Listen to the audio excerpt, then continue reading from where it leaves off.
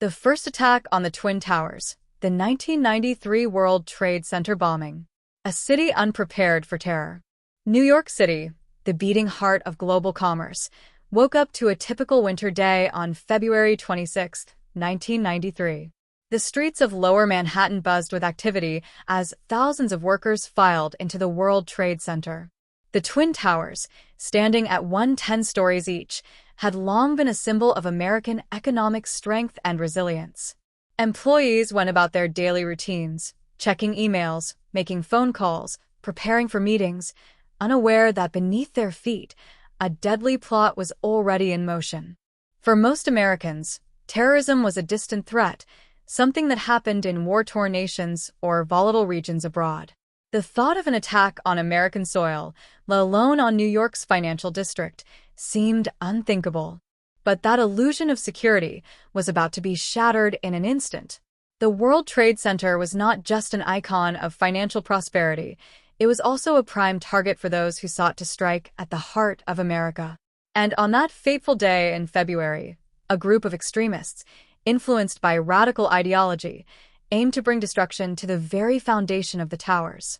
The bombing, a truck packed with death. At precisely 12:17 p.m., an ordinary-looking Ryder rental van rolled into the underground parking garage beneath the North Tower. To the security personnel monitoring the area, it was just another delivery vehicle, a common sight in the bustling commercial complex. Inside the van, however, lay a deadly secret. Concealed within its metal frame was a powerful homemade bomb, 1,500 pounds of urea nitrate mixed with hydrogen gas cylinders.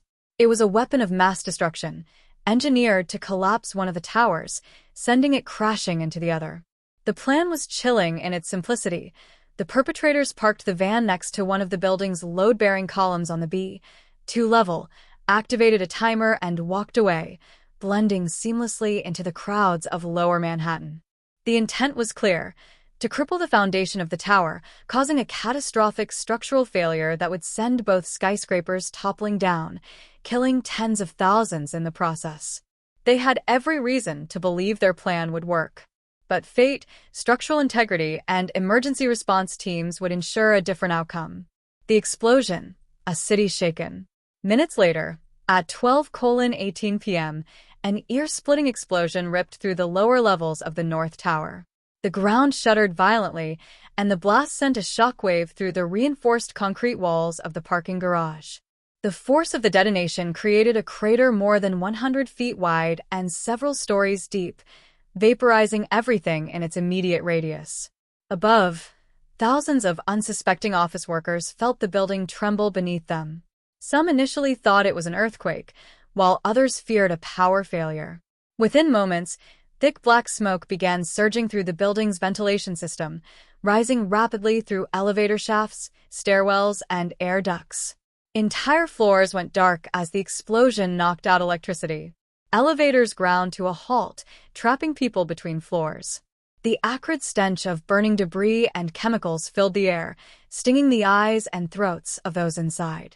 Fire alarms blared, and an ominous cloud of smoke rolled through the halls like a silent predator, choking the breath from everyone in its path.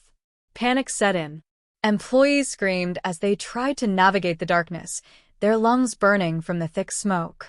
Some stumbled blindly toward emergency exits, while others banged desperately on locked doors.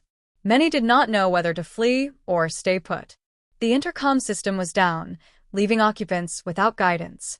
The chaos inside the towers grew with every passing second, a desperate struggle for survival. The New York Fire Department, FDNY, and the New York Police Department, NYPD, rushed to the scene, but the challenges were immense. The explosion had knocked out emergency communication lines, making coordination almost impossible.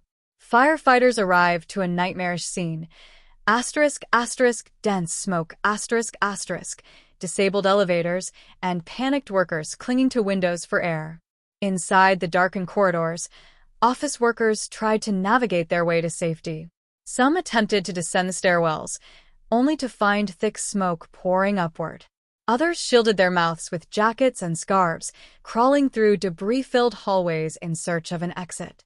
In the elevators, Those trapped pounded on the metal doors, hoping someone would hear them. Some managed to pry doors open, using sheer force and whatever tools they could find. Others suffocated before help could arrive. For emergency responders, reaching the victims was a Herculean task. Thick smoke limited visibility, and toxic fumes made breathing unbearable. The power outage forced firefighters to climb dozens of floors on foot, carrying heavy gear and oxygen tanks. The heat inside the building intensified, making every step feel like a battle against time.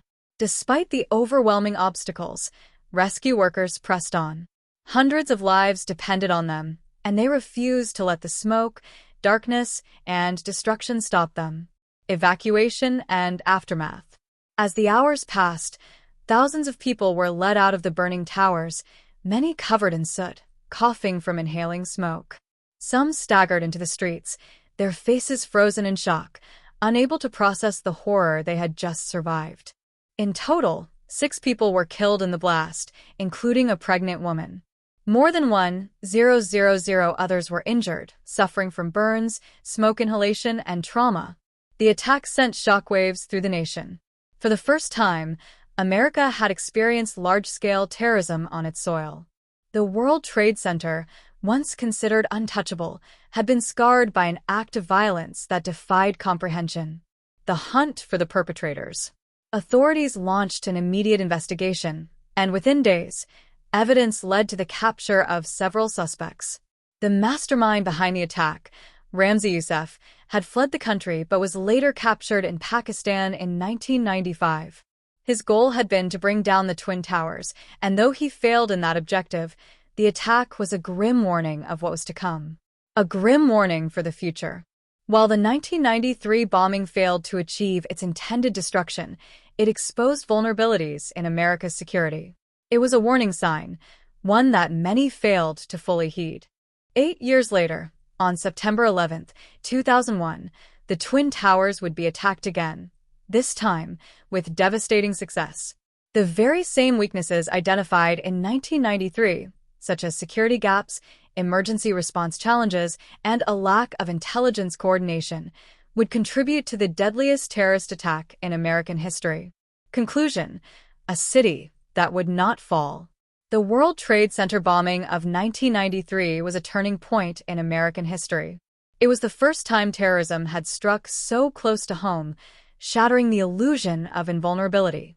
But in the face of tragedy, New York showed its resilience. The attack did not bring down the Twin Towers, but it shook America's sense of security, paving the way for future changes in counterterrorism and national defense. It was, as history would later prove, only the first chapter in a much darker story.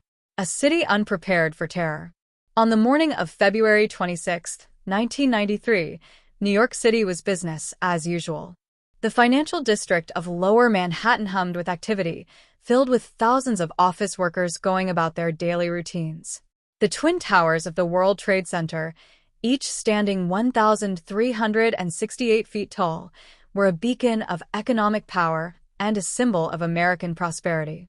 It was a time when terrorism was largely seen as a foreign threat, something that happened in far-off countries, not within the borders of the United States.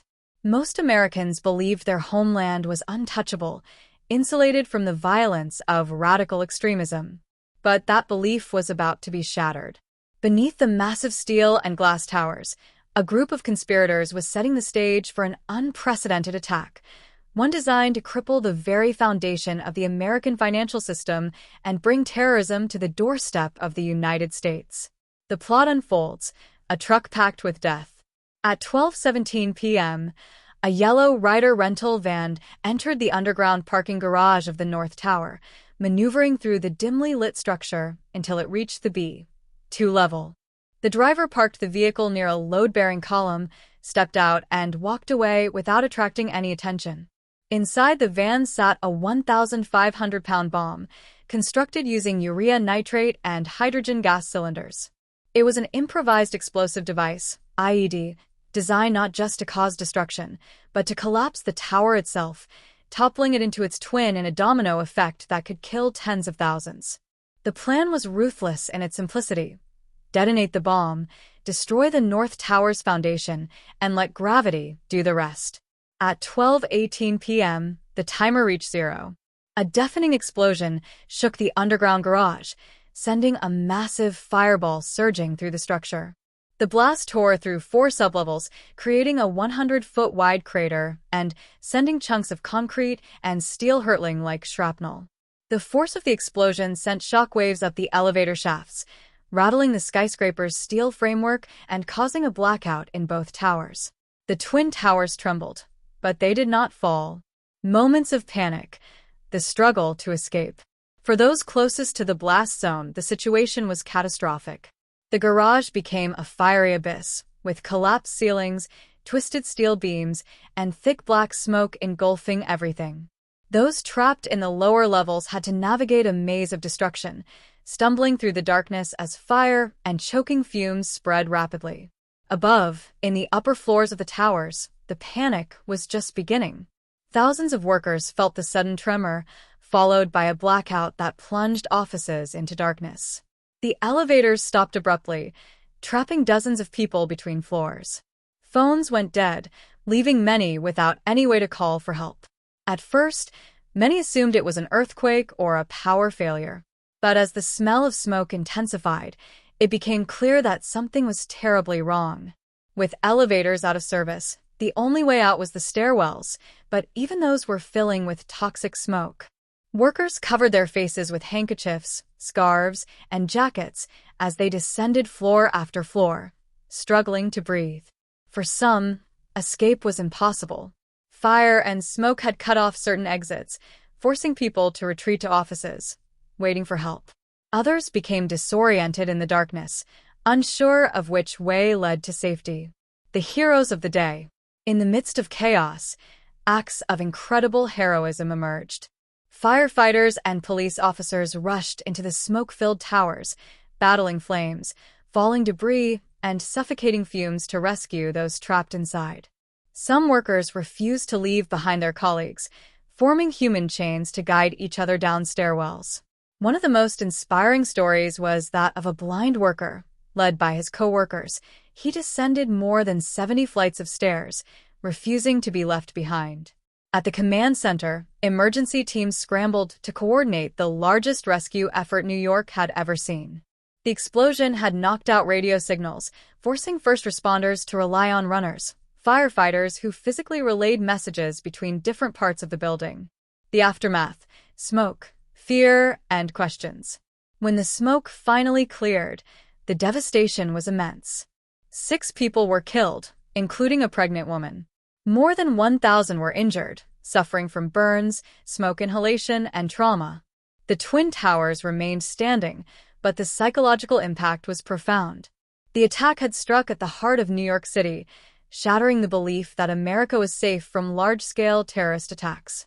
The city was left in shock, asking, who did this? And would they strike again? The hunt for the bombers. Law enforcement agencies launched a massive investigation. At first, clues were scarce, but the perpetrators made a crucial mistake. The FBI traced the van used in the bombing back to a rental agency in Jersey City. When one of the terrorists, Mohammed Salameh, returned to demand his security deposit, authorities immediately arrested him. Further investigation revealed that the attack was planned by a terrorist cell linked to radical cleric Sheikh Omar Abdulrahman. The mastermind, Ramzi Youssef, had escaped to Pakistan, but was eventually captured in 1995 after an international manhunt. A warning ignored. The 1993 bombing was a wake-up call, but America did not listen. Security at major landmarks needed to be reassessed. Intelligence agencies needed to take terrorism on U.S. soil more seriously. And yet, in the years that followed, those warnings were ignored. The World Trade Center was repaired and reopened. Life went on. The specter of terrorism faded from public consciousness.